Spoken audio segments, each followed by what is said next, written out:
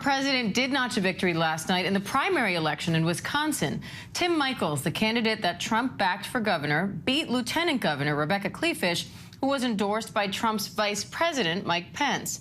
Meanwhile, another Republican who voted to impeach President Trump has lost her primary.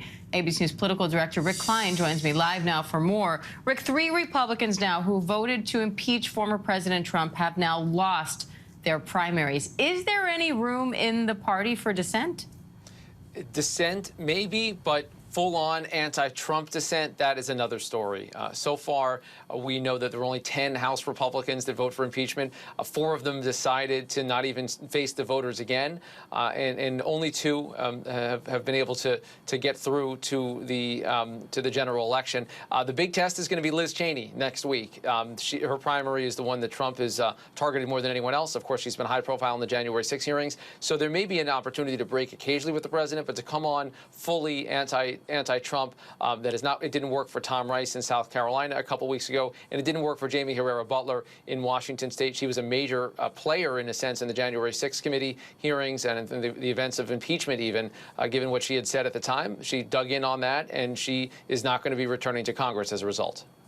Now, progressive Congresswoman Ilhan Omar fended off a primary challenger in Minnesota. So what does that tell you about the direction of the Democratic Party?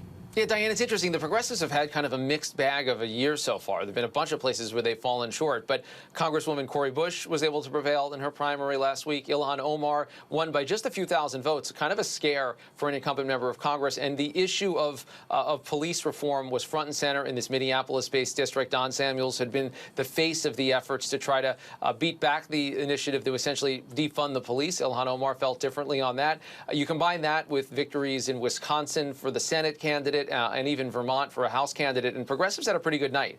Bernie Sanders put out an exuberant statement about the potential makeup of the next Congress, talking about these new progressive voices that could be part of it. Now, Republicans have, by and large, defended Trump and attacked this FBI search of Mar-a-Lago as political. So how could that affect the political landscape with the midterms right on the horizon?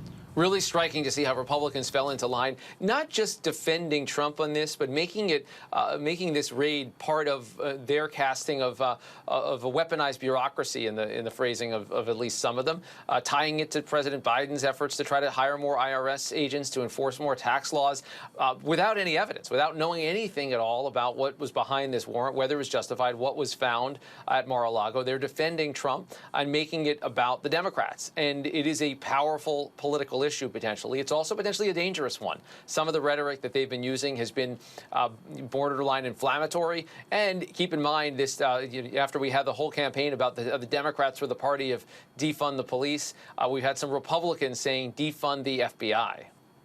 Now, meanwhile, President Biden is riding the momentum of a wave of legislative achievements. So what does that do for Democrats heading into November and his own prospects of running for re-election in 2024? They like the idea of running on something they're doing rather than having to defend what they haven't done. But there are a few Democrats that are under any illusions about Biden standing in the party. There's been no measurable increase in his polling numbers, but there has been a little bit of an uptick in what's called the generic ballot. When people are asked, would you rather vote for a Democrat or a Republican for Congress, we're starting to see the Democrats edge ahead. That may not be enough to withstand what could be a tidal wave of support for Republicans, anger over the economy, inflation, and so much else. And they will have to overcome what's likely to be very poor approval ratings, almost historically poor approval ratings for President Biden. All right, Rick Klein, thank you as always. Thanks, Diane. Hi, everyone. George Stephanopoulos here. Thanks for checking out the ABC News YouTube channel. If you'd like to get more videos, show highlights, and watch live event coverage, click on the right over here to subscribe to our channel. And don't forget to download the ABC News app for breaking news alerts. Thanks for watching.